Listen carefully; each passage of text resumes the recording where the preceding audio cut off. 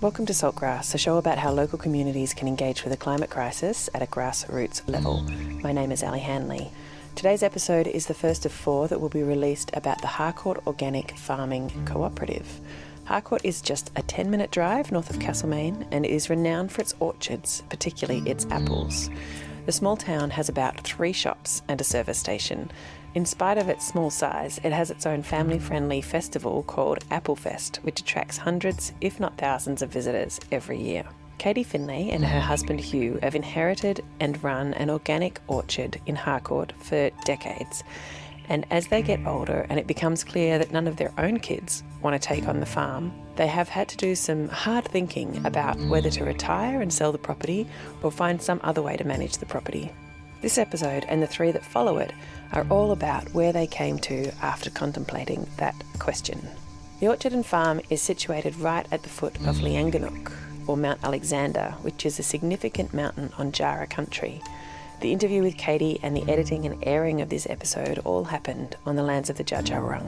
I want to express my gratitude and pay respects to their elders and their country. Always was and always will be Aboriginal land. Salt of the earth. Salt. Grassroots. Salt of the earth people. Grassroots change. Saltgrass.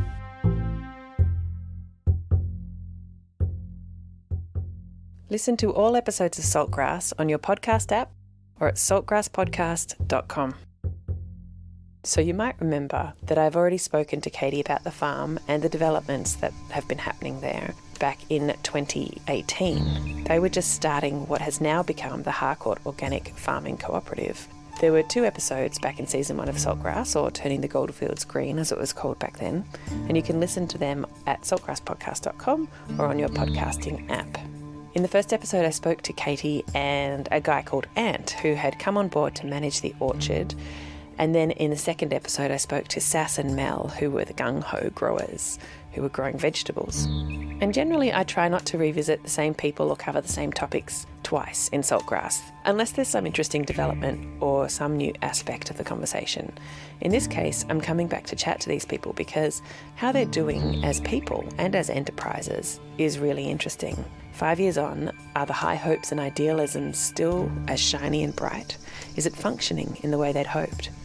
There are so many beautiful ideas thrown about in the climate space, people dreaming big about how to change the world and how if we could just do things better, the world would not be in such peril. But many beautiful ideas, once they start having to interact with reality, can fail to thrive, shall we say.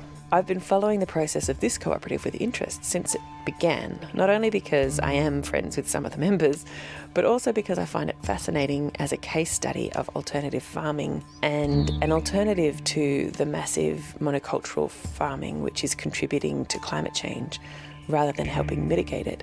And it's a beautiful idea that may or may not stand up once it's born into the world and needs to be lived by actual humans through time in a particular place. So for climate context, worldwide, farming is recognised as a pretty big deal. Our modern monoculture, massive scale, mechanised, chemically fertilised and chemically pesticised practices are a capital P problem for many reasons. They create havoc in the natural environment surrounding the farms, but also, according to Project Drawdown, agriculture is one of the biggest carbon emitters. But if we change how we farm food, if we regenerate the soils and sequester carbon instead of burning it, farming and food production could actually be an answer to climate change. If you haven't already checked out Project Drawdown, I highly recommend you explore their website or check out their videos. And I do have links in the episode description if you want to find them easily. They have pulled together experts from around the world and have compiled what they claim is the world's leading resource on climate solutions. In a document they have created about agriculture and food production, they say that about 1/4 of all carbon emissions worldwide are generated by agriculture and food systems, and this does include food waste. And we'll be covering food waste or organic waste in a future episode about compost, so we will get there as well. But the farming aspect of it is a major part, and this amount of emissions is about equal to the amount produced by energy production And yet energy production gets all the media coverage and all the people talking about it, and farming gets a lot less attention. So it's a very serious amount of greenhouse gases. But we all need to eat, right? I mean, I personally love eating, and luckily for us, it turns out that farming better may actually be a climate solution. Not just not contributing, but actively drawing carbon out of the atmosphere and into our soils. Regenerative agriculture is huge at the moment, and I have done an episode on regenerative agriculture.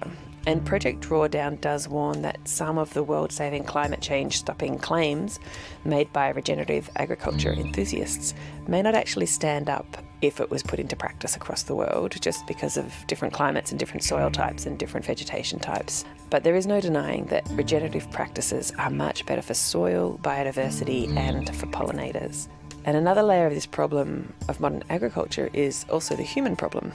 Big farms run by corporations are buying up land from farming families and removing the capacity for local farming communities to feed their own local area, because everything gets trucked out and packaged and processed and then trucked back to the supermarket. So when I say I've been watching this cooperative with interest, these are some of the reasons why. So in November of 2022, I met with Katie on the farm, and we sat with a cup of tea under a tree and looked out at the mountain at Lianganuk. And around the same time, I also caught up with Mel from Gung Ho, Tessa from the Creamery, and the Orchard Keepers. And all of those conversations will appear in the next few episodes. But today we're going to just focus on the conversation I had with Katie, because we explore the fundamentals of what this farming experiment is really about, and why she as a landowner has chosen to share her land with up-and-coming farmers, and some of the complexities of that in a really pragmatic, practical sense. In the background, you're going to hear the noises of a working farm. We've got machinery, dogs barking, a bit of wind sound, and lots of birds. We started by reminiscing a little bit about what the farming co-op was like last time I was there, which was back in 2018. And Ant was only just coming on board to manage the orchard. Sass and Mel were into their second year or so of growing veggies as Gung Ho. Katie and Hugh were just starting to step back from the orchard and grow their own new enterprises, which is a tree nursery and an educational program called Grow Great Fruit. And Ant has subsequently moved on, and so we sat there and we were just chatting about, whether they were still in touch. The leases are in lots of 3-year blocks. Yeah. So he finished his first 3-year block. Yeah. And then left. And he gave us plenty of notice. We had plenty of time for a changeover. Yeah, we're still in touch with him. Yeah, great. We still love him. Yeah, of course. We saw him not long ago. Yeah, great. And so, that's just an example of some of the big changes that have happened here, because Mel and Sass had only just begun with Gung Ho, and Tessa wasn't here with the dairy, and there's a lot that's changed. To remember a time when Tess wasn't here. And all the cows. Yeah, the cows weren't here, yeah. We run 2 businesses, so the Grow Great Fruit online teaching. We actually launched that in 2013. And the nursery, we've always grown all our own trees. So pretty much every tree that's planted in the orchard now, with just a few exceptions, we grew in the on-farm nursery. And so when we made that transition to the co-op, that morphed into being its own little business, I guess. Can't let go of the trees yet. Yeah, I still wanted to have a part of the co-op where I was actually out in the dirt farming. And so that business is me and my sister Liz and my dad. And he had always kind of been responsible for the nursery, and so it was just a really great way of sort of formalising that. And then with the educational stuff, I've actually done some of your educational things, and that actually was the perfect business model for the pandemic, wasn't it? Because it was. Everything's online. You're able to mentor people, have conversations, run classes all online. Absolutely. About caring for fruit trees. Yes, yeah. Called Grow Great Fruit. Yeah. We do, and it works really well. So we used to run workshops here on the farm, and for some local community groups as well. We did quite a few for Community House and Growing Abundance and that sort of thing. But we realised that we were just limiting that to people that could physically get here, and so we had already shifted that to online. And it means that we can be working with anyone growing fruit anywhere in Australia. Yeah. Or the world. Or the world, yeah, well, that's our, world domination plans. Kind of maybe one day. Is fruit growing very different? Australia has different. It's so very many similar. Environments. Yep. Like so many climates, so many, Yep. And you can grow types of fruit trees on pretty much every continent except Antarctica. And even then you could inside, I'm sure. There's just variations in climate and microclimate. So we do all our teaching on basic principles. We teach everything. So when we're talking about pruning, we're not talking about a specific type of tree in a specific climate. We're talking about how trees will usually respond if you cut them in particular ways. And then you can use those principles in any situation. And it's the same with soil and, pest and disease control, all those things. If you're learning the principles of how those things work, then you can apply them anywhere. So yeah, we've got people all over Australia now, and we do a lot of Zoom consults, which sounds kind of bizarre, but it works really well. It's amazing. People just take us into their garden on their device. I was going to say, they can take their phone and give you a close-up of the tree and what's happening. Yeah. Amazing. And we talk them through the principles the whole way through, and then, as we're working on maintenance pruning, we'll say, okay, so now we'll look at the next lateral and what do you think we might do with that? And here's some choices. That's right, cut it there. Yeah. And it works incredibly well. Yeah. Yeah. Amazing. As long as people have got internet. Yeah. Yeah, the internet can sometimes get a bit dodgy in the garden. It's lovely. We love it. Yeah. And we do Zoom Q&A sessions as well, which are really informal. And that's just everybody coming together online and, having a big old Zoom meeting, which everyone is completely familiar with doing now. And it works really well. Yeah. That's great. It is. And then do they get to know each other? Yeah. And start asking each other questions and bouncing ideas around? Absolutely. They visit each other. Wow. Yeah. That's so great. It is. It's really cute. Yeah. But the other role here, of course, is that you own the land and you invited everyone to run the co-op here and, participate in this grand experiment in farming. Yes. And I think that gives you a unique perspective on how the whole operation is going and how things are functioning. I think the whole idea started, it's very hard to remember, Ellie, because it's been an incredible octopus. There's nothing linear about anything that we have done here. So sometimes it's really hard to remember timelines, but I think it started because we were really looking for a succession model. So we knew we were getting to the end of our time where we wanted to actively farm, and that was just like so many other growers. We lost so many orchardists because of the drought. We had 24 or something when we first came home to the farm. Harcourt's always been an orcharding area. Back in the heyday, there were more than 100 small farms growing fruit. And then that has just gradually gone down. We've got 2 big corporate orchards in Harcourt that have bought up a lot of those farms over the years. That's not a bad thing, that's just a thing. And in fact, if we didn't have them, we wouldn't have our water system. The fact that we've got big growers means we actually get to maintain irrigation infrastructure, so that's really good. But the drought really did a lot of people in. A lot of people got out of farming at that point.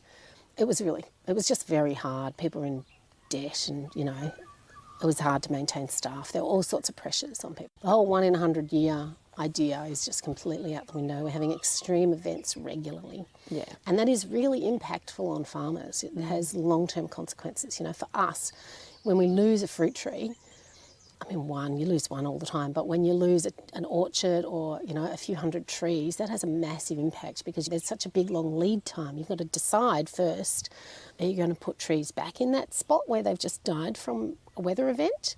Are you going to try and remediate the soil first? There's all those big decisions to make. Anyway.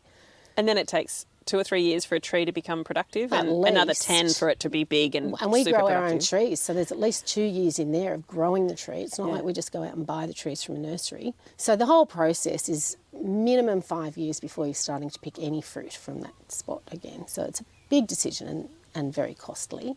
So after the flood, we came very close to leaving at that point, but we connected with a really great local business consultant, Claire Fountain in Bendigo. She runs a business called Sorted. She's brilliant.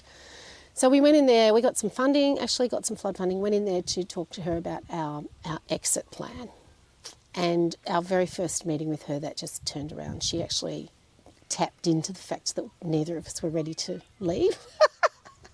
And she got us to go away and come to that point, come to that realisation independently of each other. And then she was kind of our witness. It was really a beautiful moment. We both came back into the room and were like, I don't want to stop. So that's an amazing skill, isn't it? Amazing. For her to do that. Absolutely amazing. That's deep work. It really was. And she's not working on that level. She's just a business consultant, She doesn't want to deal with anyone's emotional stuff. But actually, it was very profound. And so we started that day working with her on a growth plan. instead. That's actually when Grow Grapefruit was born. And so we kept working with Claire over the years. So then we got to the point of realising that we didn't want to keep doing this forever. So we worked with Claire about what that might look like. We dabbled with the idea of selling. We have dabbled with the idea of selling the farm many times, and it's never completely off the agenda, to be perfectly honest. But we don't want to. We love it, and it would be such a pity for it to not be farmland anymore. So she helped us come up with a whole lot of different models for what succession might look like. And then Mel and Sass came into that picture somewhere. They probably even helped inspire the idea of leasing the land out to other people. And then there were other people we met along the way, and Tess found us, we didn't find her. And then we found Ant, so that, the whole thing sort of evolved. But working with Claire, we did actually come up with three specific models of how we might set it up. And then we chose the one that we've got. And then Claire worked with the whole group on what the co-op would look like. So there's 2 levels to our structure. That's stayed the same the whole way through. As landowners, we have a lease, an individual lease with each of the enterprises. And within the lease, there's a whole lot of stuff stipulated. We're very clear on exactly how much land they have access to, what equipment they have access to, the fact that they have to be organically certified. We cover dogs, we cover who has access to land when, all that stuff. It's a big legal document, which was big and scary for everybody to sign, but we did that. And then the co-op is how we form community above that. So that the leases take care of business, and then we deal with community. And that structure has stayed the same, but, reflecting back, at the beginning we were probably very idealistic, and then we've had to go through all the things that every community has to go to, whether you're a family or a school or whatever organisation. You have to go through learning how to get on with each other. And it can be agonising. And everybody that's ever been involved in community knows that. It's really hard. Yeah. People are really messy. Yeah. Yeah. And absolutely. We could talk about that for hours. It's a whole topic. It is. But yeah, often people, especially idealistic people, have an idea about what they think they should or would like to be able to do. Yes. But the reality of it is sometimes different, and it's very hard to accept that in yourself and in others. Yeah. And that's happened to us many times along the way, me included. And we've gone into something having a set idea of what we were going to do or achieve, or what was possible. And sometimes we even feel like that has been expressed and agreed on. And then something will challenge it, or one of us will bring in an idea and say, this is that thing we said we were going to do, and everybody else is like, oh no, I don't want to do that. No, it's not. No, it's not. That's not what I had in mind at all. And then people's feelings get hurt, and they end up with their vision is shattered. Yeah. So we've had help a couple of times from the wonderful Dan Palmer, who we miss very much. He worked with us quite a bit, and some contacts of his worked with us as well on getting better processes and on understanding each other better. So we moved through that. Some people left, not necessarily because of those issues, but there were issues tangled up with people leaving. And then other people have come in. And I think it's been easier with people coming in with us already having been through that stuff and having some processes. It can be as simple as having just good processes at meetings, stuff like that really helps. Yeah. But also having techniques for listening to each other better, and things that we invoke sometimes to remind each other of how to listen to each other over some difficult ideas. That's really important stuff. Yeah, which doesn't mean it's easy all the time at all. It's still, it's not. There's still difficult things, and of course, that just happens. But it's so funny because people would sign up being so enthusiastic to grow things or farm, and then half the work is actually half the work is emotional. Yeah. Yes, that is so true. But from that point of view, we do feel a bit more mature as an organisation, more able to weather those sorts of things. I find that so fascinating because actually this model of how to farm and how to produce food for a local community, like to run a big farm where the boss guy makes all the decisions and he's making decisions based on financial outcomes and productivity, that's a very different business model than getting a whole bunch of people with different ideas and different perspectives, different priorities, and a different sense of what it is to be on the land or to care for the land. It's such a different model. Yeah. And there's definitely a reason why a lot of people just have the boss who makes all the decisions. It's much simpler. It's way easier. But within our model, each enterprise makes their own decisions. So we're all basically on the same page, and we pretty much are about the way we farm. Like, everybody has to be certified organic, and we all have the same good intentions about farming regeneratively. That's expressed in slightly different ways within different enterprises. But within each enterprise, people actually make their own decisions on how they farm, which is really great. So we don't share any decisions about what goes on in other people's enterprises. So that's good. People have autonomy. How much autonomy they have is one of the issues that we are still grappling with as a co-op. So there's some areas where obviously we don't have autonomy, where we do affect each other, all the things that we talk about in managing the co-op, which is our fire plan and also like pest control or weeds or where the cows go. Or yeah. like I'm sure Tess has she was telling me the other day that one of her cows broke out and started munching on all the gung-ho greens. And obviously that's not meant to happen, and mistakes like that will happen. Of course they do. But there will be times when the cows are let into the orchard and, cooperative kind of... There's those informal connections between people all the time, and that flows very naturally. People just have conversations between themselves about how that all works really well because it's natural, it's meant to work that way. For example, in the nursery, which I also run, the fruit tree nursery, we get grafting wood from the orchard, obviously, because that's where the mature trees are of all the varieties that I want. But I'll just connect in with them and say, I want to get some wood from such and such. Do you care which trees I get it from? And, have you already pruned some or whatever? Yeah. Those connections, we are one property. So those connections actually just make sense and work really well, almost always. Even when it comes down to infrastructure, there are a few prickly edges around sharing cool room space and stuff like that, but not really. That's all been worked out. And I guess water management and things like that. Yes. And market stalls, like the Wednesday farmers market. Yeah, so I'm not involved in that. Hugh and I, because we're not trading members, that's one of the distinctions we make in the co-op, is that they are all trading members. We don't want to be involved in any of those decisions, so they all work that out. But I'm aware that we've kind of de-collaborated. It's a great word. Yeah, so Ant in particular was full of ideas. His vision was that we would actually use the co-op, that everybody would sell all their produce to the co-op and the co-op would do all of our marketing. Right. Yeah, so he wanted full collaboration. And very early on it became obvious. They did collaborate to a much higher level than they are now. And that worked quite well. They were selling a lot of stuff together, and then they've come back now to just doing completely different stalls at the market, and I'm not even really sure why. I just know that suited some businesses probably just better than others. So yeah, so they share a market stall, but Tess has her table where she sells the milk and takes her payments, and Gung Ho has their table, and then the CSA boxes for the fruit. And I guess then to have the de-collaboration allows for that ebb and flow of each business. And as years like this happen where the weather has just been so unusual and it's so hard to predict what your crops are going to be, you can then make those decisions without feeling like you're compromising the rest of the collective. And I think that has definitely been one of the issues that's been going on. Yeah, people want independence within their own business, and they're all small scale, obviously, but also young businesses, like, as well as learning how to be in the co-op, they're all still learning their trade. You know, their businesses are so young, they're all still learning what works and what doesn't, and then every season is different. Yeah. Every season is different, Ellie. It's amazing. Yeah. And it's interesting, isn't it? Because they're business people, that's one whole layer of activity that they have to do in terms of marketing and being at the market stall to sell things and setting up your finances and being accountable to the tax office, whatever. Absolutely. And then the other layer is actually working the land and making things grow. It's like anyone that's running a small business, you've got to wear all the hats, and that is really challenging.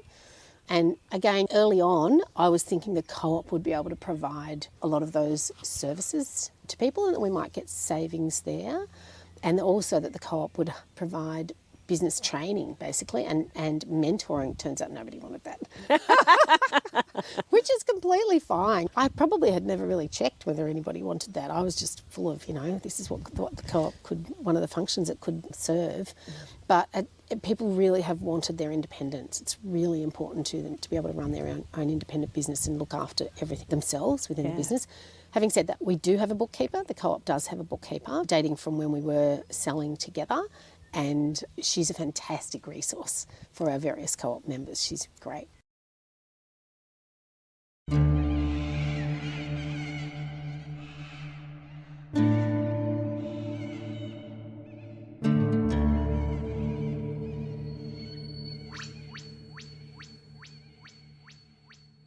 So in terms of all of the challenges of working in a co-op and with you as the landowners leasing it, what are some of the vulnerabilities for you as the landowner, given that these people are leasing, they're not invested in the land itself? Yeah, so probably the best way of talking about that is that as we've gone along, we've discovered there's a few unintended consequences of our model. So the model was only ever set up as 9 years and we're a bit more than halfway through that now. And one of the unintended consequences is that we accidentally created a disincentive for investment in the land. So the orchards that have been lost this year are a really great example. When we were responsible for the orchards, that would have just been our decision, because as I was talking about earlier, when you lose orchard, it's a big investment, it's a big decision, and then it's a big investment to replant them, and then it's at least a 5-year wait, at least, before you're starting to get a return. So when you talk about an orchard, you mean a block of trees? A block of trees, yes, that's right. Yeah, we tend to just think of them in blocks. How many orchards would you have on this farm? We've got 1, 2, 3, 4, 5, basically. And so on orchards. A really wet, flood-prone, the whole earth is sodden and saturated year, which is very unusual for central Victoria. Yeah, except we've had 3 in the last decade. Yeah. But some of the trees just don't survive it. No, They get wet feet and they... That's right, and different types of trees respond in different ways. Yeah. So peaches and nectarines are very prone to a disease called Phytophthora. It's a waterborne root rot, and the Phytophthora thrives in years like this when the soil is just saturated for months at a time. So, some of the trees succumbed. And that's when you might lose a whole orchard.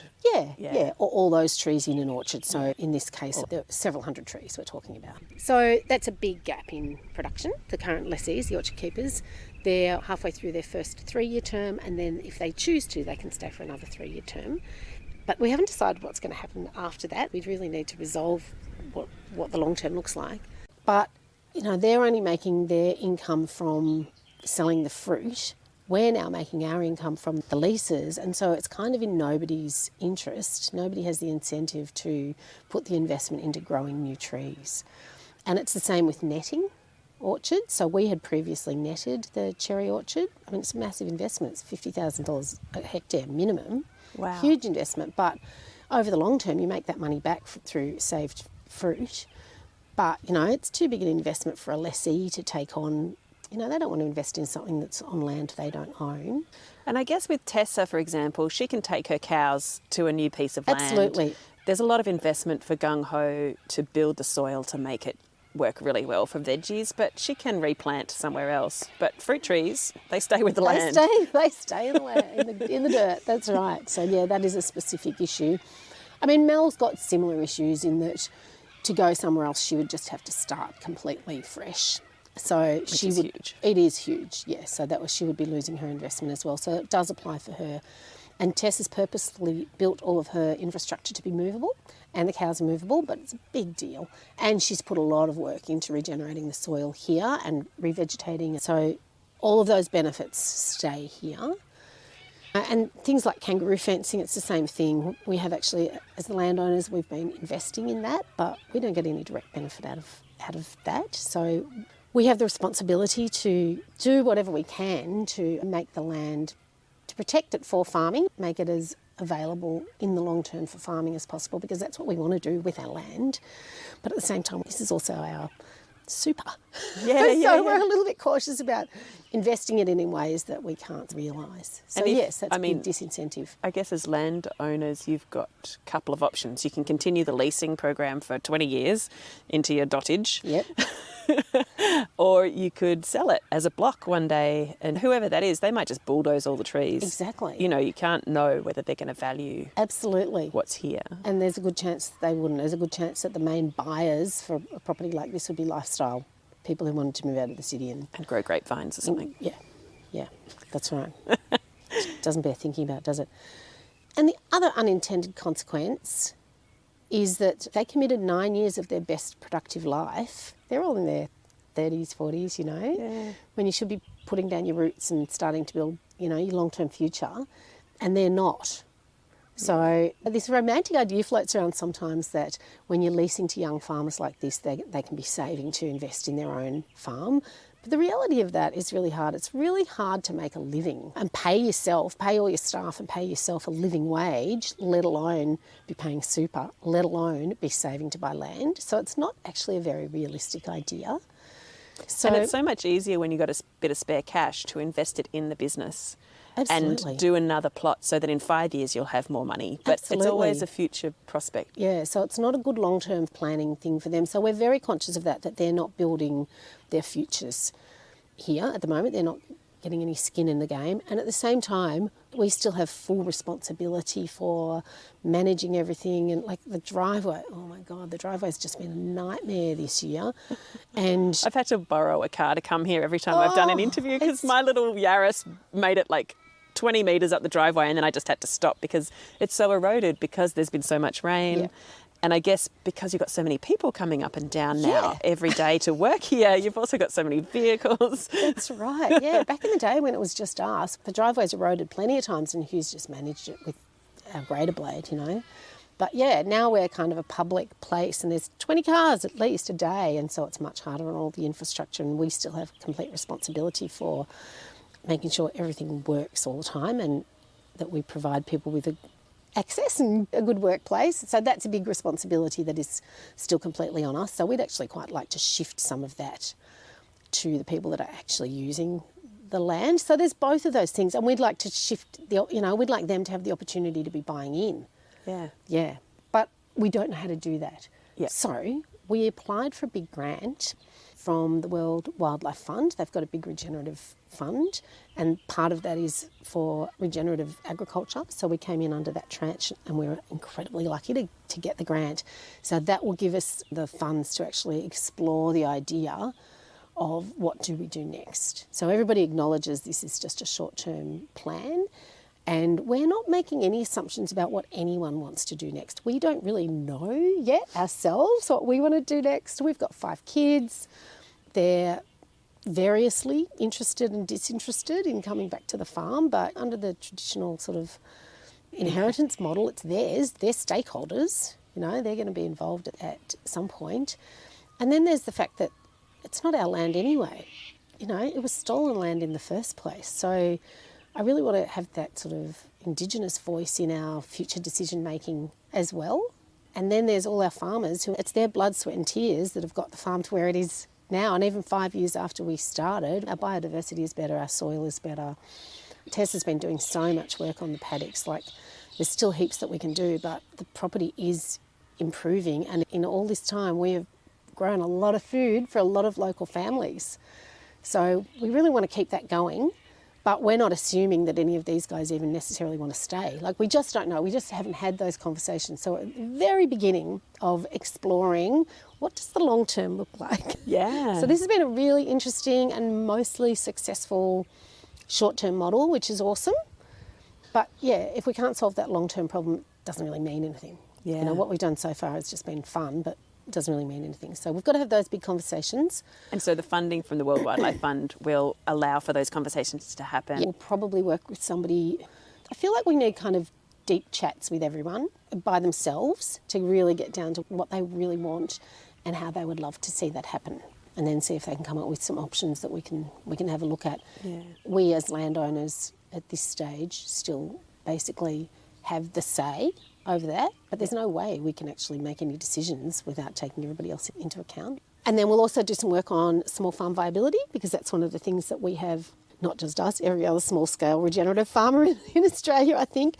It's a struggle, you know, how do you actually make a living doing this stuff on a really small scale? When you give up the scale of big corporate agriculture, it's really hard to produce food that you can sell at a price where the farmer makes a decent living wage and the food is still accessible. There's actually a big gap there, so we want to do a piece of work around that. And then we're going to do a whole farm plan. Look at our land capability and what other co-op members we could potentially have here, and just to help get some guidance about how we connect with our landscape, how we do all the things that we're doing and regenerate the land itself as quickly as possible, I guess. Yeah. Yeah. So great. That all sounds so wonderful. And I love that there's money out there for stuff like that. Oh, so do I. And I love that we don't have to spend this money on consultants. We can spend this money on us doing the work. Yeah. Yeah, we can 'Cause get it's a help lot of where we work need too. it. It's a lot of work and it wouldn't happen otherwise. Everybody's too busy doing. Yeah. Yeah. So it's really awesome that they have recognised that, and that's been explicit in the grant, that this is to pay us. You just never get grants like that, right? Yeah. Yeah. It's been really fantastic. I just wanted to connect the whole farm plan with the long-term vision. The whole farm plan won't necessarily be implemented. There's been some discussion about that, like, is it worth doing a plan that says, oh, this orchard should be there and this driveway should be here and we need a new dam there, if nobody's ever going to do that stuff. But at the same time, to do that long-term visioning about what is possible in the long term for the property, we need that plan to base it on. They're interrelated. Definitely. Yeah, and what do you see as potential other producers who could move on to the land? Yeah, so flowers would be awesome. Other small horticultural things. Herb growing for teas? Absolutely, herb growing for teas. Bees is another one, and we did have interest early on from a couple of potential beekeepers, actually, so that's something else that would fit quite well. You know, we've got a couple of empty orchards at the moment. Even just more cherries, potentially, like more fruit would be another possibility. Would you ever divide up the orchard and have two sets of orchard keepers, or would it be... Potentially. Yeah. We're open to anything. Yeah. Yeah, that's certainly a possibility. We've got the little bush food patch now. There's heaps of room for that to be expanded, but that's up to Murnong Mamas and those guys that are running it. Is that a chicken farmer? Oh, of course, chickens. Through the orchards? That's your permaculture ideal, isn't it, to have chickens through your orchards? Chickens or ducks or, other poultry. Ant toyed around with that for a while. He had ducks and chooks that he had through the orchard, but he was running the orchard by himself. He just didn't have time to do everything. He was, literally running a lot of the time. Yeah. But yeah, that would be another great enterprise because it goes really well with cows as well. Chickens can follow cows. Ah. Yes, yeah. Worm farm, Oh, yeah. like worm farming on a scale. So we're really open to lots of other things. I mean, potentially doing more re-veg, doing some wood as well. Yeah, okay. be So another growing possibility. some eucalypt for timber, that sort of thing? Potentially, yeah. Lots of ideas. Lots of ideas. We're very open to them. There's been so much work in getting the co-op up and running and everybody working well together. It hasn't felt like the right time to bring new people in. We had quite a lot of inquiries at the beginning from potential new people, and so we've chatted to lots of people about different ideas, and then we always say, go away and do a business plan and come back to us, and they always don't, which is really good because people have these really romantic ideas about how much they would love to grow whatever, which is fantastic that people are interested in doing it, but as soon as it becomes business, you've got to get real about, can you make a living? Because if you can't, if you have to support your food growing with a job elsewhere, then it's just an expensive hobby, really. Yeah. Which is not, I don't want to be disparaging, that doesn't necessarily mean it's a bad thing, but it makes it much harder to sustain it in the long term. And I think after talking to the orchard keepers, there's 6 of them now as opposed to one ant. Yep.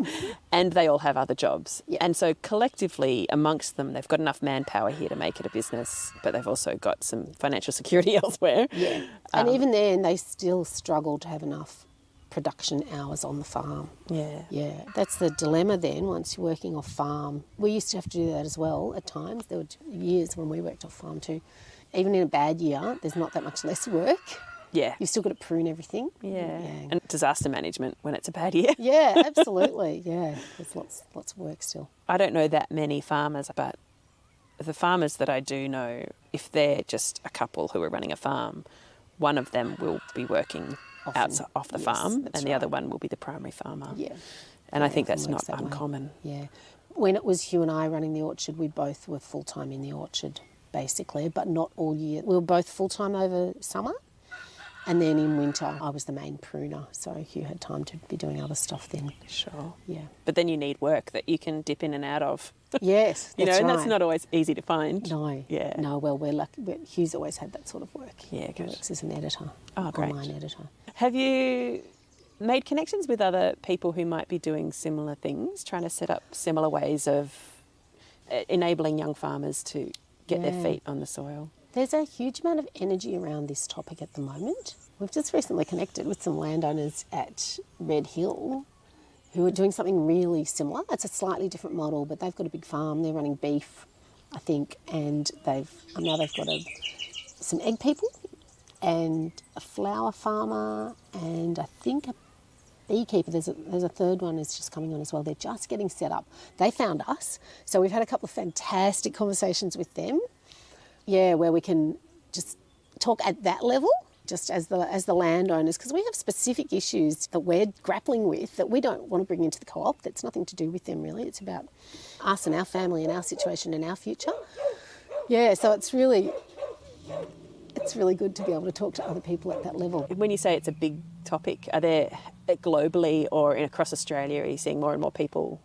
Yeah, so when we set up the co-op, it was all about co-ops. Everybody was talking about co-ops.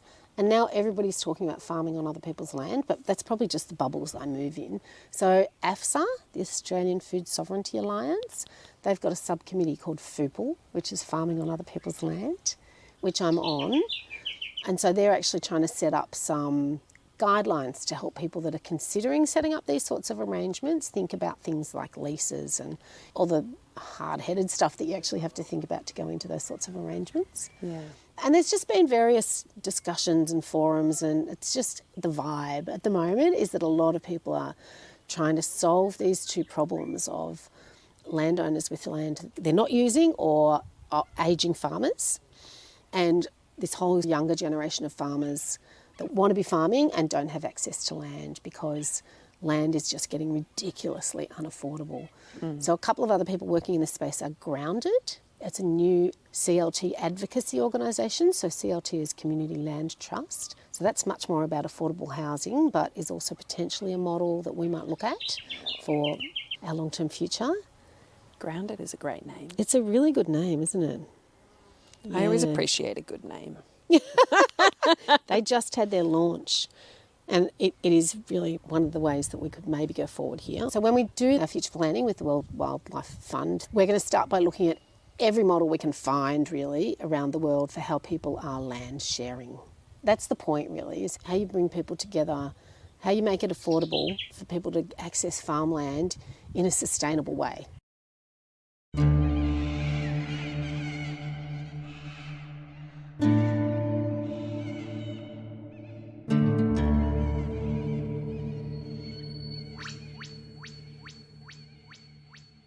So there you go. That was Katie Finlay about the Harcourt Organic Farming Cooperative. Links and notes related to the conversation are on the episode page on the website and also in your podcasting app.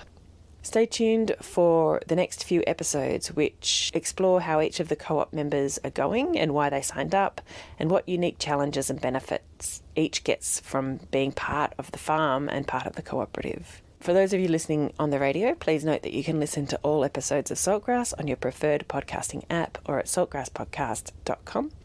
You can follow us on all the socials, and you can subscribe to our email list to get reminders and updates about the show. This program was made possible with support from Main FM and the Community Broadcasting Foundation. You can find out more at cbf.org.au. My name is Ali Hanley. Thanks for listening. Salt of the earth. Salt. Grassroots.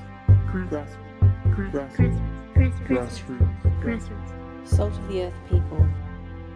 Grassroots change. Saltgrass.